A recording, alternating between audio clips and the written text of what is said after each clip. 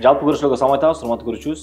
Бул маегибиздин баягы айта турган ою да бар, бир максаты да бар. Мына ошол максаттуу ойду сиздерге бир жеткизели турабыз. Анткени коомчулугубузда, өлкөбүздө, негизи дүйнөдө жардам сурап кайрылгандар, элинен баягы кол сунуп, мага жардам бергилечи деп бир өзүнүн көйгөйүн айтып чыккандарды көрүп алып, чындыгында мындай көп экенин көрөбүз. Анан ошол эле учурда баягы жүрөктү оорутат, зенди кейитет деген бир сөздөрдү угабыз да. Жеке өзүмдүр ошол да. Бүгүн болсо кайрымдуулук фондко келип отурабыз. Кайрымдуулук фонддун алып барган ишин, кайсыл жерден кандай иш алып барыш керек, эмне кылыш керек, алдангандарды да көрөбүз. Анын баардыгын биз бүгүн Төкпөй чечпай сиздерге жеткизген турабыз. Бүгүн Кайрымдуулук коомдук фондуна келип отурабыз. Анын негиздөөчүсү, башкаруучусу Азамат Байматов агабыз.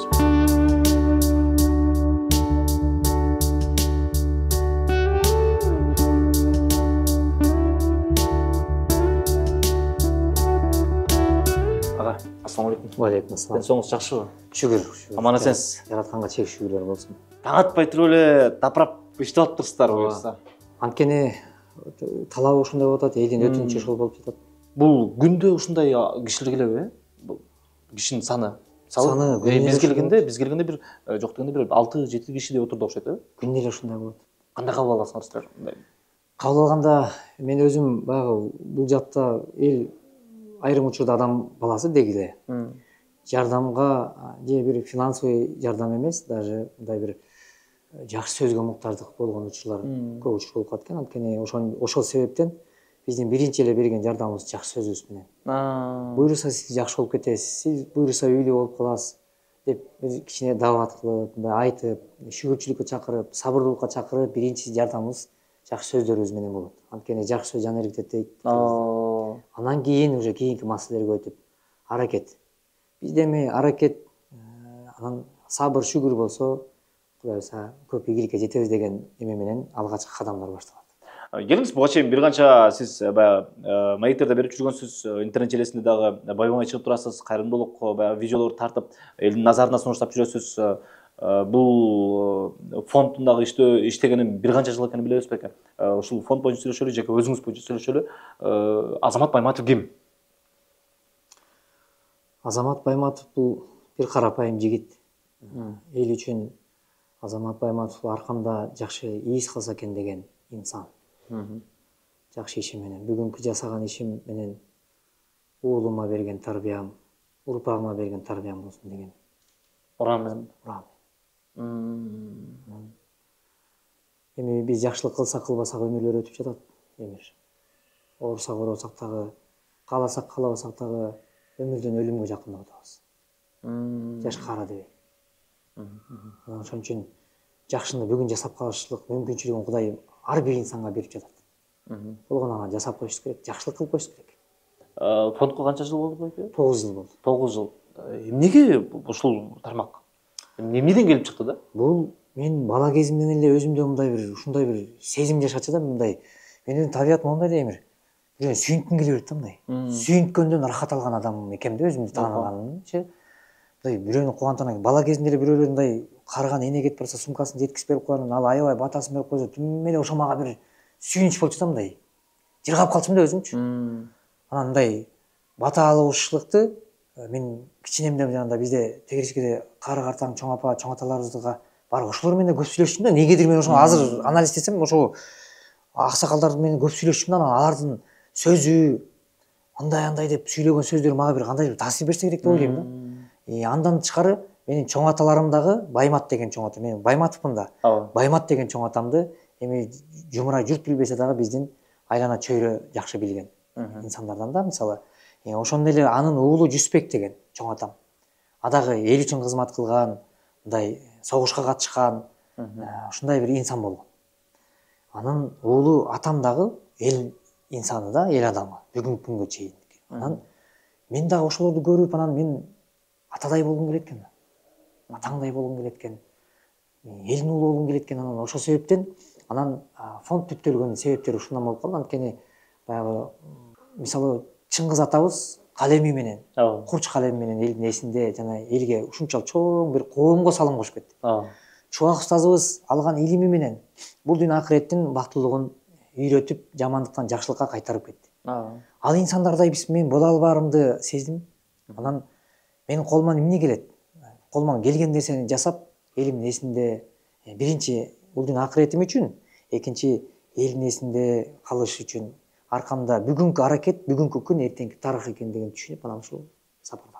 9 жыл дегенде мисалы элдин ишеничин арттырып, бул кайрымдуулук фонд мындай экен деп баягы эл өзү иргип алат да, жаманын да билет, жакшысын да билет, кайсыл алдай турганын да билет, алдабай турганын да билет. Кээ бир учурда баягы билбей калып да жаңылып калгандарды да көрүп жүрөбүз да. Башында коомчулуктан мындай ишеним алыш кыйынга турса керек, Өтө кыйын болот. Анткени ал мындай болот да, Эмир, мен ушундай кайрымдуу бол фондду түптөшлүк менин планымда жок нерсе болчу. Бул аябай деле пландап кылынган иш эмес да, бул кокустуктан болгон нерсе. Анткени мен жекешкерчилик менен алектенем. Бул эмеде анан жекешкерчилик менен мен алектенип, анан бир эжени көрүп калдым, Айзада Кожобергенова деген. Үй жайы жок, өтө зарыккан, кыйналган эне экен, 2 уту баспаган. Анан ал кезде фонд ачылы эле. Анан менин бир классташым ошо Маявканын начальник пом да. Начальник болуш дейт. Классташым. Анан ал экөөбүз обедке барып сүйлөшүп отурган, ага сунуштап, досум, ушул жерде ушундай акыбында адам бар экен сенин районуңда. Ушуга бир кабар алып туруп, бир жакшы бир жардамыбызды берейилчи. Барып кабар алдым, чындап муктаждыгын көрдүк. Анан ошо менен айланамдагы эле адамдарды топтоп атып, анан чакырык кылып атып, жардам берели. Ошентип атып эле жанагы эжеке үй салып бүтүп, анан ал учурда ютубтан же башка жактан эметпей эле одноклассник бар болчу менде. Ошондон бир эки чыгарып коюп аттым, эми чакырык кылып, ушундай экен, акыбалын эле көрсөтүп аттым. Эгерде эжекенин телефон номерин тиркеп берип коем, жардам берем деген болсо Айзат эжеге байланыссаңар жакшы болот деп. Анткени чындап муктаж экен. Ошонун эле себебинен үй салып бүтүп калдык. Анан тойго келген адамдар келип, ой Азамат, бир эжени үйлүү кылдым деп төшүңөрдү, көкөрөңөрдү кагып, мындай бир мактанбагыла деп катуураак айтты да. Коомдо канчалаган энелер бар буга окшогон, көз жашы тамган.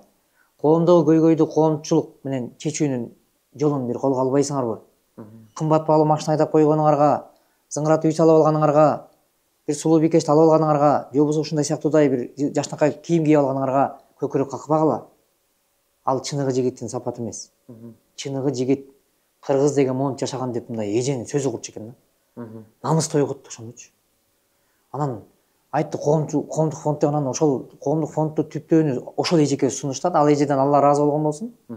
Анан ошол сунуштун негизинде анан документациялары бүткөрүлүп, анан бул коомдук фонд 2016-жылы 28-майда колубузга көйлөгүбүздү алдык. Ошол күндөн ушул күнгө сапардабыз. Токтобой иштеп келатасыңар. Талыкпай. Талыкпаган. Ийгилик каалайбыз ага, чындыгында игилик каалайбыз. Баягы кылган жумуштарды көрүп жүрөбүз. Азыркы учурда чындыгында көп болуп кетти го. Интернет желесинде ошол эле YouTube, Instagram, TikTok, кайсы платформа болбосун, бардык жагына кирсең, сөзсүз түрдө астыңан бир жардам сураган бир видео чыгат да. Коомчулугубузда ушунчалык баягы жардам берип жетише албай атабыз да. Ооба, туура. Бирөөсүнө жардам берсең, экинчиси чыгат, экинчисине дагы анысын жаап, мунусун жаап, бирок ушунчалык ынтымактуу эл экенбиз ошондо дагы, колдон келишинче ар бирин жапканга аракет кылыпчы. Эң аз дегенде өзүңүздүн практикаңызда канча убакта жабылды эле сбор? Эсиңизде барбы? Узак мөөнөттү, анан шашпай сүйлөшүшү экен. Айрым учурда сбордун жабылышы мисалы 10 күндө камтыган учурлар бар. Мисалы 3 миллион сом 10 күндө чогулган учур бар. Мындай учурлар көп эле кездешет, анткени башка улутка салыштырмалуу биз Кыргызда өтө айкөлдүк, беришендик, анан мындай мекенчилдик бизде Кудайга шүгүр да. Ошол себептен бул жагдайда кыргыз кыйынчылыкта бири-бирин таштаган эмес деген биздеги чакырык өзүнүн жыйынтыгын берип келет. Фонддун башкалардын өзгөчөлүгү эмне? Өзгөчөлүгү мен эми ушул мен мындай кандай иш алып барганды эле билбейм да. Мен башыма салып көргөн эмес, салбай эле койсун ага чындыгында мындай. Фонд менен бир гана ушундай жакшы жаңарды чагылдырып эле жүрө берелим мындай. Алгылыктуу ишиңерди чагылдырып. Бирок мен ушинтип мен келип суранам, ушундай жардам берип койгула деп мындай эч кимге салбай эле койсун, негизи эч кимге салбай эле койсун ага. Анан фонддор кандай иш алып барганын да билбейм, кандай тартипте иш алып барганын да билбейм да. Силердики кандай болот? Биздики ошол коомчулукта мисалы кайрылган кайрылуу, мисалы мен ойлойм эми адилеттүү болсо экен дейм биринчи орунда. Башка фонддорду мен мындай антиреклама кылгандан алысмын. Ооба. Бул анткени реклама кылчудай бул бир фирма же компания эмес. Биз отурган бул кеңсе бул дүйнө акыреттин бир ишин камтыган гана кичинекей кеңсе.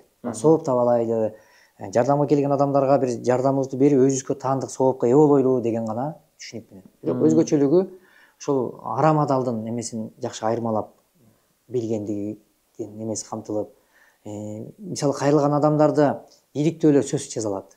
Мисалы силер айтып атпайсыңарбы азыр эми, мисалы коомчулукта көп болуп кетти депчи. Чындыгында эле көп. Кээ бирлери бизге келип алып, мисалы мындай жалган эле эме менен кайрылган учурлар болот. Аны анализдеш керек. Анан коомдо элибиз дагы алданбаш керек. Эл ичиндеги адамдар алдабаш керек. Коомдук фонддор бар, элди алдаган. Мен аны ачык айта алам. Айрым учурда бар, эл ичинде кайрылган инсандар болот, фонддорду алдаган. Анткени акча түшсө, мисалы 1 миллион түшсө, аны 700 миң түштү деп айткан учурлар бар. Анткени бизде мындай эмеле болуп турат да. Ошон үчүн мен муну ар бир кайрылганда сөзсүз айтам. Биз Аллах Таала көрүп турат, Аллах Таала билип турат деген түшүнүк бизде болуш керек. Ошондо гана биз туура жолдон адашпагандын жолунда болобуз деп анан айтып келебиз. Анан фонддун өзгөчөлүктөрүн ошол муктаждыкка кайрылганда эми билбейм, өзгөчөлүгүн деле мен деле айта албайм. Өзгөчөлүгүн эл баасын бербесе болгону. Кайсы багытта иш алып барат дегенби? Багыты болсо ошол биринчи биз турак жайды камтыганбыз да. Биринчи жана айтып атпаймынбы жана эже үйлөө. Үй салып баштадык, үйлөр салынып жатат. Өзгөчөлүгү ошол, мен муну сыймыктан айтам да. Кайрымдуулук фонддорду балким көрүп аткан көрөрман дагы, мекендештер дагы балким өздөрүнүн баасын берер. Мен сыймыктангандыгым кыргыз коомчулугунда алгачкы фонд болуп биз турак жай салып баштаган. Кыргызга таандык фонддорду. Ага чейин арабтар салып берген, башка салган. Бирок бизде кайрымдуу бол коомдук фонд деп бул алаканды койгонубуз дагы ошол батаала жашайлы дегендик. Ошол менен нур чачырап турат, мисалы 7 нур. 7 областка бирдей нурун чачкан ошондой бир эме фонд болсо экен дегенбиз. Анан сүйүнгөндүгүм ошол. 2016-жылы алгач фонд түптөлүп атканда элдер ар кандай кабыл алат, азамат кыргыз өзү кыйналып жашап атса, анан кыргызга каяктан жардам бермегиле, арабтарга жазбайсыңарбы депчи. Бирок мен бул жерден бизди кыргыздын ар бир энеси менин энем деген түшүнүк бизде болуш керек. Кыргыздын атасы атасы биздин атабыз деп түшүнүш кабыл алсак, демек бизде жакшы эме болот, түшүнүк келет депчи. Анан ошол себептен ушундай камтып, анан мисалы бизди бир кыргыз эне эмне үчүн арабтан жардам сураш керек? Биз турсак. Биз деле ынтымакка келе койсок, мисалы биздин буга чейинки биздин кыргыз кылымдан кылымды картып келген элбиз, бирок биздин аталарыбыз айкөлдүгүн көрсөтүп, ашар жолу менен эле, ынтымак менен эле, биримдик менен эле үйлөр салып койгон. Эч ким менен эсептешкен эмес. Кол бош болсо чуркап барып жардамдаша койгон. Ошону эле биз системаны эле азыркыга алып келип коелу деп эле кел деп чакырып, Америкадагы кыргыз, Италиядагы, Германиядагы, Россиядагы, Казакстанда дүйнө кыргыздарын башын бириктиргенге жетише алдык. Ошонун ынтымактын жыйынтыгы менен турак жайлар алгач кадамда турак жай болду. Анан үйлөрдү салып атсак, көп мекендештер кайрылып атышты ден соолук менен. Азамат биринчи байлык ден соолукко, үй эмес го.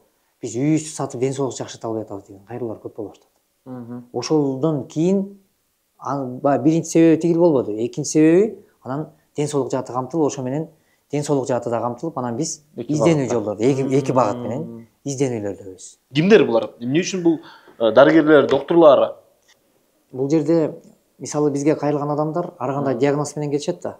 Келгенде бул жактан ушуну биздин элибиз жакшы түшүнүш керек деп ойлойм. Себеби биз тандоо алганда биринчи биздин тандаган тандообуз жакшы болуш керек.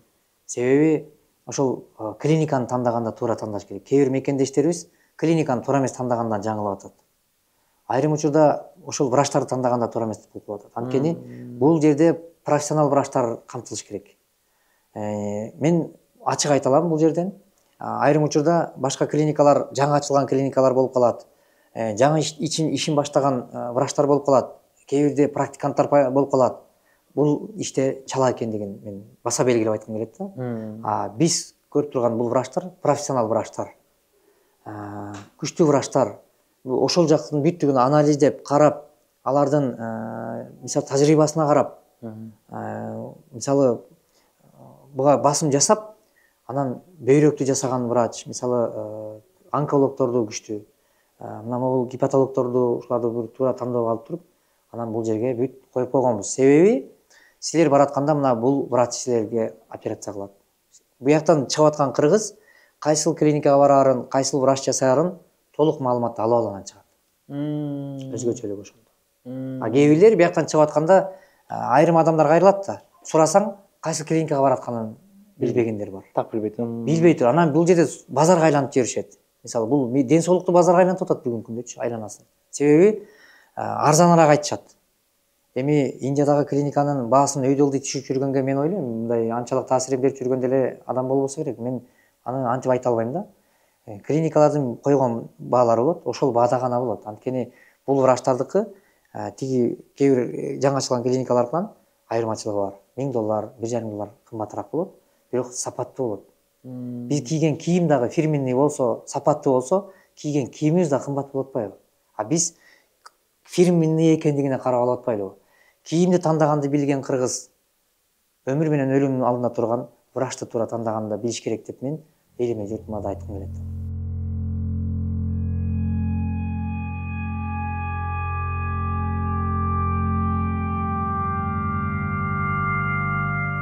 Буга чейинки бир канча баягы келген кишилер, жардам сураган кишилер баягы кеңсесине келген болсо, ага азыркы учурда жана айткандай ооруканада мына ошентип жардамга муктаж болуп, чындыгында оор экен абалы. Чындыгында оор экен. Азыр агабыз менен чогуу келип көрүп калдык да.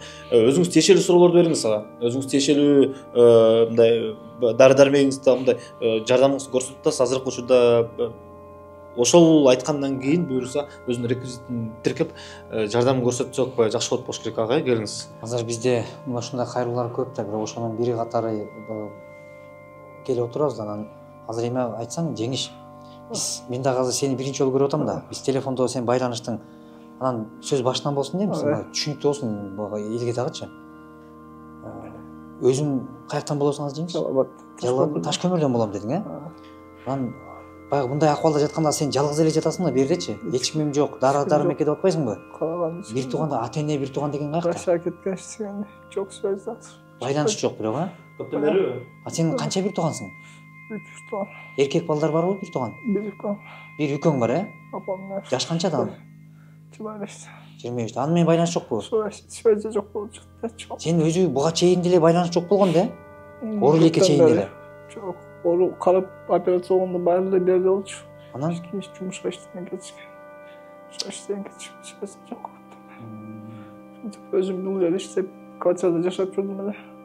Бишкекте, эмне жумуш иштечиң эле буга чейин? Сатчу. Сатчу болуп. Эмне сатчың эле?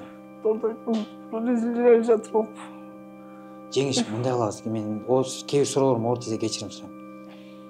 Мен сени Кудай ыраазы үчүн алдабайм да, Кудай көрүп турат депчи. Сенен бир сурагычы.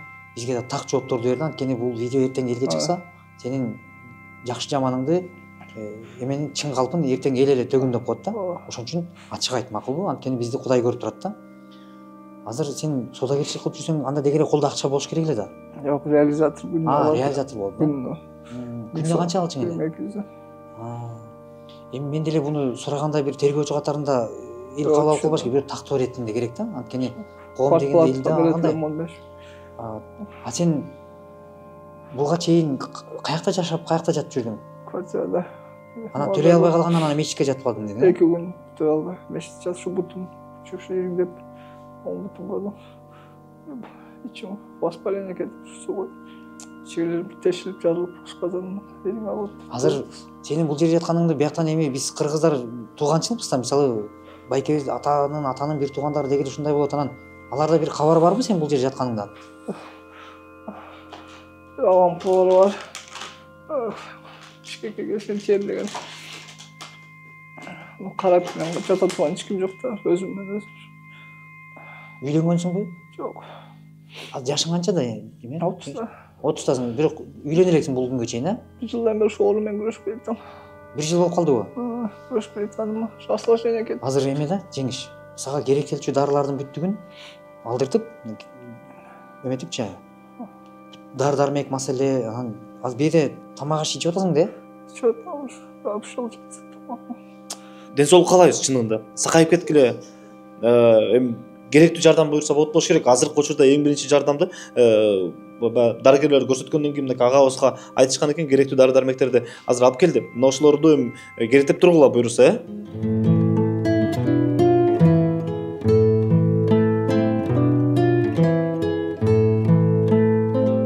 өткөндө байке сиз менен буга чейин жолукканыбызда мындай нерсе болду эле да. Сизге видео звонок менен чалышып, сиздин атыңызды жамынып, мен Азамат Байматовмун, мага акча которо кал деп баягы сизге келген жардам сурап келгендерге ошондой атайын чалуулар болот экен да. Бул эми ортодогу алдамчылар. Мындайлар болуп турабы? Эми мындайлар болуп жатат. Эң өкүнүчтүүсүчү, анан муну эми жалгыз адам тура калып эле баардык нерсени чечип жибере албайт экенсиң. Анан бир эле менин эле эмес, коомчулукта бир кичине бир аты чыгып калган же бир мындай көрүнүктүү инсандардын атын жамынган учурлар бүгүн мен айтпасам деле белгилүү болуп атат да.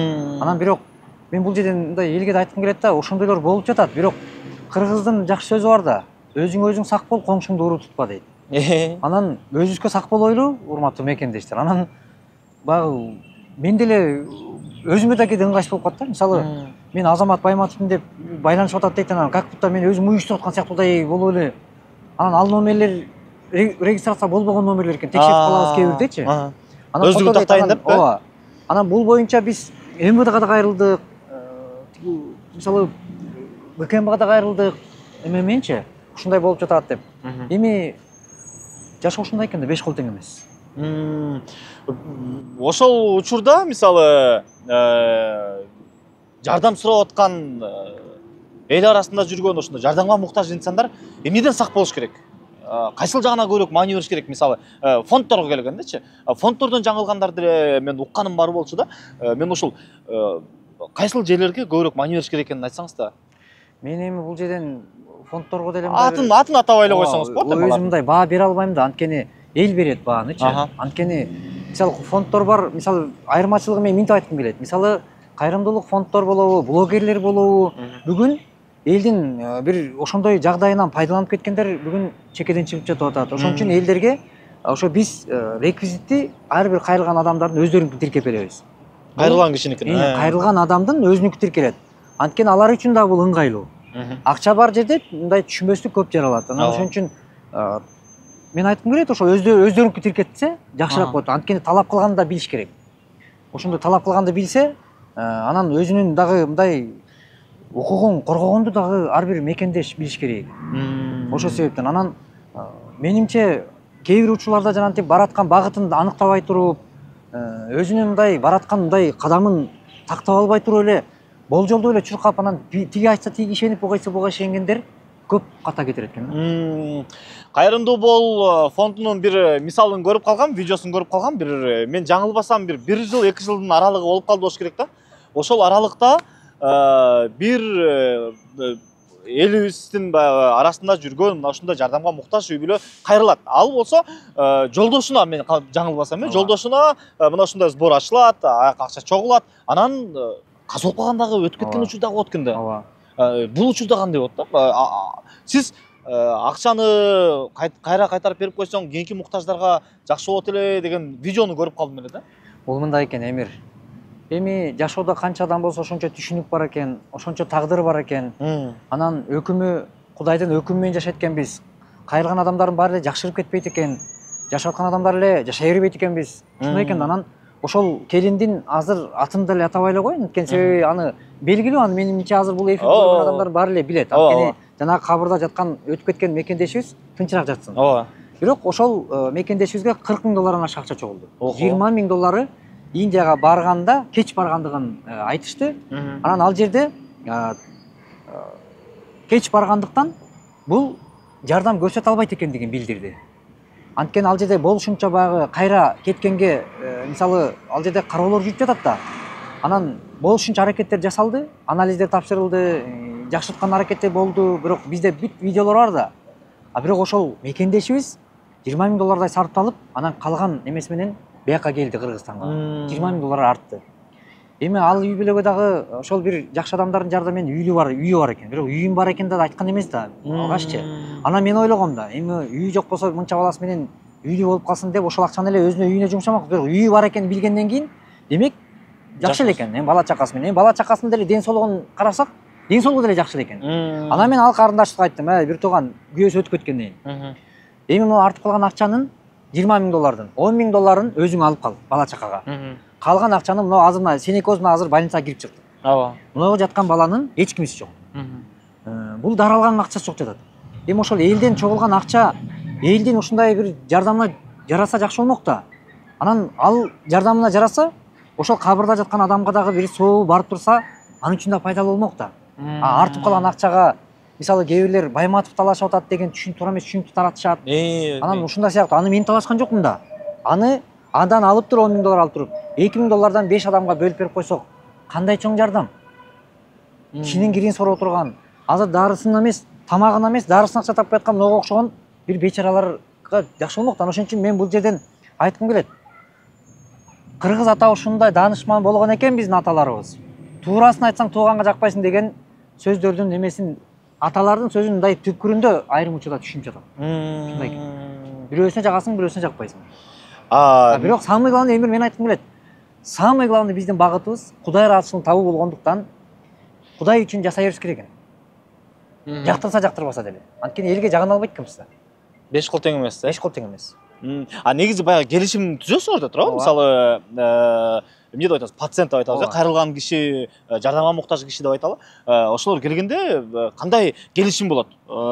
Эгерде ушундай шарт болуп калган болсо, эми жамандыкты чакыргандай болбойлу, негизичи.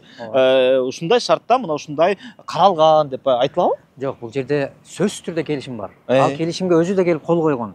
Келишимге кол койгон, өзү да тастыктаган. Акчаны алып да келген. Анан эми бул жерде мындай да, келишимде көрсөтүлгөн. Эгерде мына кайрымдуу бол коомдук фондуна кайрылганыбыздын себеби, бизде ушундай муктаждык болгондуктан биз кайрылып жатабыз, биздин үнүбүздү элге жеткизип берип коюңуз дейт. Анан өздөрүнүн реквизиттерин көрсөтөт берге. Ага түшкөн акчада биз айтабыз. Бир туугандар, мекендештер, биз силерди алдабайбыз. Алдатпаганга да аракет кылабыз. Бирок силер да бизди алдабагыла. Биз жабылып алып Кудайды алдабайлы. Ушуну жакшы түшүнөлү. Аллах Таала көрүп турат, билип турат деген түшүнүк болсо, бирибизди алдашпайбыз. Дейбиз. Анан болбой эле жанагындай жагдай болуп атпайбы? Мисалы ал жерде эгерде көрсөтмөдө жакшырып кете турган болсо, биринчи жакшы жагын алайлы. Жакшырып кете турган болуп, андан 100 доллар болобу, 1000 доллар болобу, канча артса, 10 000 долларбы, 20 000 доллар артса, арткан акчасын мен чөнтөгүм эмес, өзүнөн кийинки муктаж адамдарга өздөрүнүн колу менен барып, мен жакшырып кеткенде сен да жакшырып кет. Мынакей могул 3 000 доллар менден арткан. Мен жакшырып кеткенде сиздин дагы балаңыз жакшы болуп кетсин деп жакшы үмүт берип. Мына мен деле бир убакта силерде кыйналгам, мына бирок жакшырып, мына менден акча да артты. Элибизге, журтубузга рахмат. Кыргыз биз ынтымактуубуз деп туруп айтып туруп колу менен алып барып берип койсо, бунун эмнеси жаман дейм да. Ушул нерсе эсиңизде болуш керек. Баягы жаш актер Нуржасын баягы ооруп калган кезде жакшы болуп, чет өлкөгө чыгып, операция болуп, анан бутуна туруп кайра калыбына келгенден кийин айтканда, эмир ушинтип чыгардыңар эле, бир кезде өзүм ушунчалык муктаж болдум эле. Менде азыркы учурда 3 000 доллар ашып калды. Уруксат болсо өзүңөр айткыла, же болбосо өзүм деле баягы көздөп койгон кишим бар болчу, ошого мен ыйгарып коеюн. Элдин акчасын баягы отчет катары кайра видео кылып туруп чыгарып койсок болобу дегенде мен ушунчалык ыраазы болгом да. Өзү бир кезде ошого муктаж болгон. Өзү бир кезде элден жардам сурап ушинтип коомчулукка чыккан. Анан карап туруп бул канчалык оор экенин, ар бир тыйыны, ар бир салынган акча бул ушул жакшы болуп кетсе экен деген үмүтүнө салынып атты. Анан ошентип алып келип бергенде мен аябай жүрөгүм жылып ыраазы болгом да. Мындайлар дагы бар экен бирок. Жок, мындайлар бар. Бирок мындай кадамга эриктүү адам, шүгүрчүлүгү бар адам, каниет кылган адам гана бара алат экен. Ооба да. Анан шүгүрчүлүгү жок адамга ал жанагындай эмесин ачып эле ушундай экен да. Мага дегендерби? Мен эле жашоодо жашасам, анан мен эле жакшырып кетсем болду деген сыяктуу, же болбосо мен эле үй бүлө бала чакам менен жашнак эле өмүр сүрүп атам. Мен калганы менен башымды оорубайт деген сыяктуудай түшүнүк бизде болбош керек. Баарыбыз бирөө үчүн, бирөө бар үчүн деп, же болбосо ушундай бир жакшы түшүнүктү камтыса. Анткени биздин ислам динибизде айтат да, өзүңө каалаган жакшылыкты өзгөгө кааламайынча сен толук мусулман боло албайсың деп жатпайбы? Анан буну эркизеткен гана адамдар кылат экен. Мен эң алгач жолу ушундай бир видео тартаарда мен биринчи жолу тартып көрүп атам да. Барганда ошол каарманыбыз менен кошо кайгырып, ошол каарманыбыз менен ыйлап, анан отурса отуруп, турса туруп, басса басып, аябай кыйналдым эле да. Ушундай дагы жашоолор бар экен да депчи. Сизде барбы мындай? Ыйлайсызбы кээде отуруп алып мындай? Болобу? Менде мындай учурлар болот. Мисалы, кээ бирде мисалы бул өмүрдөчү адамда эмне татты, жан татты. Баарынан дагычы.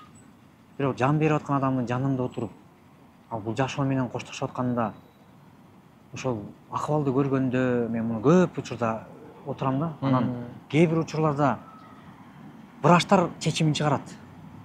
Болбойт экен, 1-2 күндүк эле эмеси калды мунун дейт. Бирок аны жаткан адам уккан жок, сезбейт. Бирок ошону көрүп туруп, бирок ал дагы азамат мен мынта койсом эле жакшы болуп кетет элем. Мынтсем, мындай кылсам эмне болот? Мынтсем деп мындай күрөш жүргүзүп жаткан кезчи. Жүрөгү ыйлайт да. Ал байкуш нар жагын билген жок. Бирок карап туруп, ошондой кездерде жүрөгү ыйлайт. Көздөн эмес, жүрөктөн жаш тамат. Анткени бардык адамдар жашагыбыз келет да. Айрым учурда менде ушундай болгон. Мисалы, мынакей Эмир, Оштон бир ата чакырт.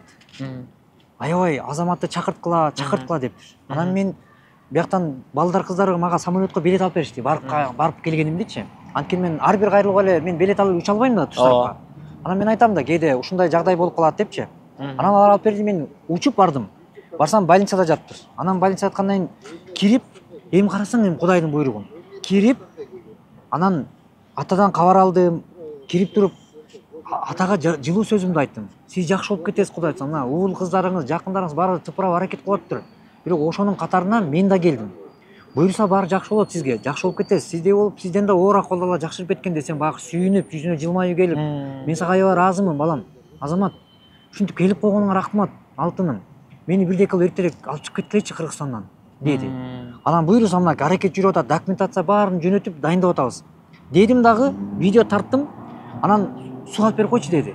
Анан мен ал эмеден сууну алып берип, сууну куюп туруп, суу ичирдим колум менен. Суу ичти. Анан ыраазы болуп атасын берди.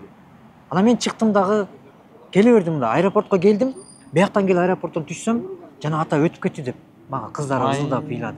Эми сен бул жерден карасаң, барып бул жашоо бүт бара буйруктан Кудайдын. Бирок атанын жакшырышына себепкер боло албасак дагы, оозуна бир чыны суу бергенге мен жарадым деп. Ошонун бул дүйнө менен коштошуп кетип аткан адамдын батасын алганга жарадым. Бирок биз да бир күнү кетебиз да. Бирок кеткиче жанагындай жүрөк ооруткан, ушундай бир көз ирмемдер бар. Жүрөгүң ооруйт. Бир жолу болсо 18 жаштагы 10 гүл менен 1 гүл ачылбаган балага эми айтып отсам мындай көп, бирок ошонун бири ушундай. Самолетто барып, анан жактан жөө жакшырбайт деп туруп эмесин чыгарды. Аныкы жаман оору болчу да, рак оорусу менен. Болбойт деди. Анан акыркы эмелерин салып, анан бияка чыга турган болдук. Эми отурса денени кармай албайт да балачы. Улам чарчап метет, анан мен улам атасы да метет, анан сүйөп мынтип турдук. Анан балага болсо, сен Кыргызстанга барып, Кыргызстандан жакшы күчтүүрөөк тамак аштарды ичип, анан кайра бир 2 айдан келе турган болдуң деген анан жоопту айттык. Сени болбойт деп айта албайсың да. Ошентип үмүт бердик дагы. Анан самолетко келип отуруп, кислород жетпейт. Самолет бийиктегенде жанагы аябай чыңгырып, кысылып туруп, анан бир катуу кыйкырды, Азамат байке деп кыйналып баратам деп. Анан эми врач болбосо кандай жардам бересиз Эмир? Мындай жанчып кетейин деп атат байкуш. Анан ага мен аябай ыраазымын ошол күнкү стюардессаларгачы. Тикеден тике туруп, жана жерде эмени коюп, ошо менен капайт этип келдик. Келатыпчы. Эми ушундай жагдайлар болот экен. Анан тиги балага айттык, буюрса сен жакшы болуп кетесиң. Мына могу стюардессалар өтө жакшы карачы, ушундай адамгерчиликтүү экенде жакшы бир алаксытып, сен үйлөнгөндө ушулар чакырабыз Кудай буйрса. Десе. Десек байкуш күлүп, бир аз жылмаюу кылып, анан ушундай болот.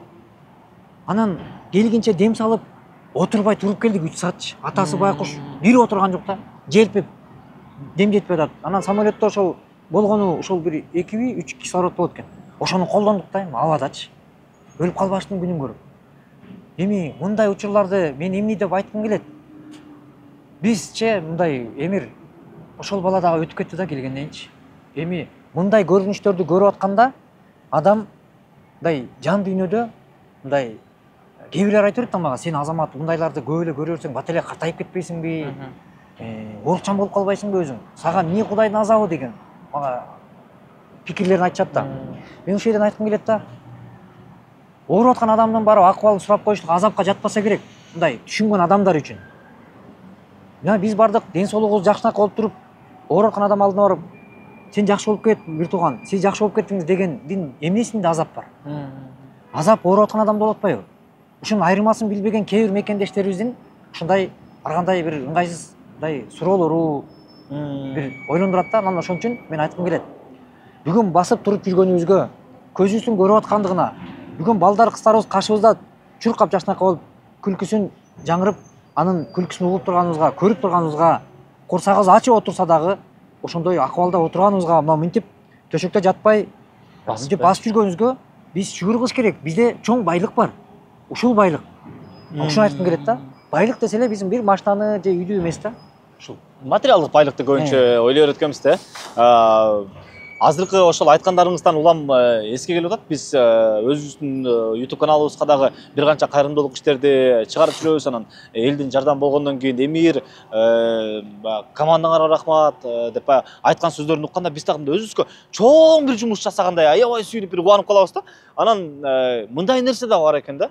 Мен бүгүн жаман жагына эле бир такалгым келгендей эле көрүнүп атат окшойм да. Бирок ушул нерсе болду да. Мен дайыма тартаарда анын өздүгүн тактап, эмне кылат, кайсыл жакта жашайт, бул калпайтпай элеби деп анын тууган уругундай издегенге аракет кылып көрөсүң да, кайрылгандачы. Анан ошентип отуруп, мен тапкан эмесмин. Бир айдай жүрүп анан макул деп тартканбыз. Аттуу баштуу киши ошол үй бүлөнү көрүп, Эмир биз ушуларга жардам бергенди баратабыз деп аябай чоң сума бермек да. Анан чалып айтты. Бир 3-4 сааттын ичинде кайра чалып айтты. Эмир силерди алдап коюптур. Тиги каарманыңар. Жок байке, алдаган эмес. Мен жакшы эле баягы карагандай болгом байке. Ошентсем силерди алдап коюптур. Жолдошу бар экен. Ошол элден жардам сурап чыкканга атайын ошол жерди тандап, ошол жерде жашаптыр бир канча убакыт. Анан тартылып бүткөндөн кийин анан кайра жолдошуна кетип калыптыр. Ой, ата дегенде анан ошондон кийин анан көпкө чейин тартпай баягы өзүбүз келе албай ушундай учур болгон да. Мындайлар дагы бар экен ага. Жок, мындайда Эмир, кээде мени мекендештер дагы ар кандай көз менен караган учурлар көп. Мен аны түшүнөм да. Анткени коомчулук менен иш алып барыш өзү кыйын экен. Анын кыйындыгын сезип билип келем да. Мисалы, мындай учурларда иликтеп, аныктап, баарын тактап, бүт документацияны карап, анан эгер күйөөм өлүп калган дей турган болсо, анын кагазын алып кел деп тиркелиш керек. Бүт аныктайбыз. Анан кээ бирлер айтат да, WhatsApp'тан жөнөтө эле, видео жөнөтө эле, ушуну чыгарып берип койгулачы дейт. Ал чыгарып берип койгулачы дегенде анын аркасында маселе жаткандыгын эл түшүнбөйт. Эми сен эмнең кетип атат? Мынтип эле койбойсуң, мынтип эле койбойсуң дейт. Эми антип эле койгондо болбойт да. Мунун баары аныкталыш керек. Менде андай случайлар көп. Такталган маалымат чыгарыш керек, Анан бул жердечи Эмир, сен айтып атпайсың ушундай жатыңчы. Анан экинчиден кубанычтуу жагын айта турган болсом, мисалы, сүйүнүчтүү, жаккан жагы, жагымдуу жагы өтө көп. Жагымсыз жагынан жагымдуу жагы көп. Эгер баары эле жагымсыз боло жатса, анда биз эмне кылмак элек мындачы? Жагымдуу жактары, мисалы, коомдогу иш менен аралашып жүрүп, коомдук ишмерлер менен көп табышат экенсиң. Эгер мен жеке иш менен алектенип, өзүмдүн үй бүлө бала чакам менен эле болсо, анда бир ошол эле кичинекей тар чөйрөдө мен алектенмекмин да. Бирок коомдогу чоң көйгөй биринчиден Кудай ыраазычылыгын таап жаткандыгыбызга мындай жүрөгүбүз сүйүнөт. Экинчиден мындай ошол эле иштин аркасында мен Чубак устазга окшогон аалым менен сапарда сапарлаш болуп, ал менен жакшы мамиледе болуп, болгондугума сүйүнөм. Күзөткөнгө чейин, табышканга чейин, табышып. Анан ошондой Меккеге дагы чогуу барып ал менен, мейманканада чогуу 15 күндүк өмүр өтүп, ал кишинин жакынданчы. Анын колун кармагысы келген канча кыргыз болду. Бирок мен бул жерден сыймыктанам. Ошентип 15 күндүк өмүр, анан эң кызыгы Кыргызстанга келип атканда Чубак устаз айтты. Мен бай эл дагы көпчүлүккө маалым, мисалы 5 тонна китеп алып келген. Чубак устаздын. Ошол 5 тонна китептин 5 килограммдан салымым бар деп. Анткени себеби 5 килограммды Чубак устаз айтты. Ушуну ала кетсе абдан жакшы болот эле бириңер депчи. Анан баарында эле бош эмес экен. Меники да бош эмес болчу.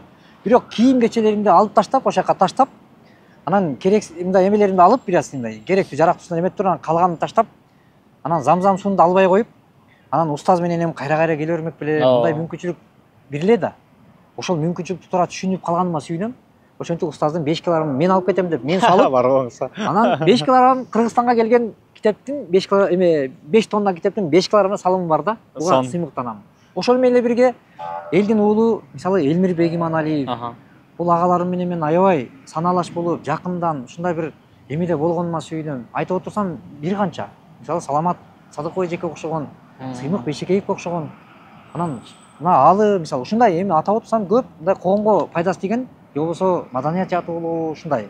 Жогорку Кеңештин депутаттары менен, министрлик менен мындай жакшы жагы ушул нерселер экен. Мисалы мындай бул жакшы дегенде кандай? Анткени биз жакшы ишибиз менен аркабызда ийис калыш керек да. Анан бул жолдо мисалы кээде маанайың жок, көчөдө келаткан болом, мындай учурлар болот да. Өткөндө бир Ош базардан келатсам маанайым жок, мындай бир эмеде келатсам бир каарыган эне алдыман чыгып калып, балам сен жана Азамат деген жигитсиңби? Жана элдерге үй салып берген баласыңбы? Жана ооруларды жакшыртканга эметип аткан десем, деп атпайбы? Ооба десем, мени мындай аябай бир сүйүнүп, ыраазы болуп, чекемден өп, тип боруна кысып, аябай ыраазымын. Көп көрүп жүрөм. Эми жашы деле ошо 70тен ашып калган эле экен. Бирок ошол биздин кылып аткан ишибизди ошондой улгайган адамдар да көрүп аткандыгы, алардын жүрөгү ыраазы болуп аткандыгы, элдин көбүнөн жакшы сөз угам. Кээде мен уктап атканда бата менен уктатат, жакшырган адамдар, биздин кичине болсо да пайдабыз тийгендер, Азамат жакшы уктай сал деп, анан эртең менен турганда жакшы ойготкон адамдар мына ушул нерселер мени кубантат. Сонун. Жана сиз менен тамактанып отурганда айткан сөзүңүз жакты да, баягы чындыгында ооруган инсандар чыкканда бир канча акчалай ошентип которуп жүрөбүз да, которуп анан ошо менен тим болобуз да. Бирок кайрымдуулук фонддо мисалы сизге кайрылган эжекенин суроосу чындыгында мени дагы ойлондурду да. Жардам берип жүрөсүңөр муктаждарга. Өзү кайрымдуулук фонд эмнеге муктаж деген сөзчү? Азыркы учурда эмнеге муктаж кайрымдуу бол фонду? Ошол учурда ошол эженин анда жаңы ачылган кезде эле да. Анан мага мындай бир башкача эме болгон да. Анан ошол фонд эмнеге муктаж дегенде, анан эжекебиз көрүп туруп, анан бизге жанагы биздин азыркыга чейин мындай пайдасы тийип атат. Креслолорду эмелерин баарын ошол эжеке алып келип берди. Анан Урмат Бекболиев деген агабыз компьютер алып келип берди. Ушинтип Элден келип атат да. Анан бүгүнкү күндө деле фонд менимче нары бере чуркай турган бир күлкө муктаж, мисалычы жанагы съемкаларга барыш керек. Анан жээгине фонддун логотипин чаптап туруп, анан атайын спец болсо деп атам да, машиначы мисалы. Кызматтык унаа. Кызматтык унаа мисалы. Ушул болсо дагы мүмкүн ойлойм да, мисалы элге көбүрөөк пайдасы тийип турган болсо, ошондон пайда болгон сооп эми керек да. Жалпы коомчулугубуз билет, урматтуу коомчулук, урматтуу элибиз, агабыз бул фонд менен бир канча кишини үйлүү кылып, бир канча кишиге экинчи өмүр тартуулап, себепчи болуп ортодо. Себепчи болуп баягы алгылыктуу иштерди кылып жүргөнүн көрөбүз. Бир канча жүздөгөн инсандар. Алардын баарына атап отурсак, чындыгында көп убакыт болуш керек. Учурдагы фонддун муктаждыгы дагы бар экен. Өзүңүздөр уктуңуздар. Келиңиздер бир дайыма жардам колун сунуп жүргөн инсанга дагы бир жумушун жеңилдетебиз. Келе бир чалабыз. Экранда бир канча номерлер бар, экранда бир канча байланыш номерлери турат. Ошолорго чалып, байланышып, ал-акыбалын сурап, өзүңүздүн көмөгүңүздү көрсөтсөңүз болот.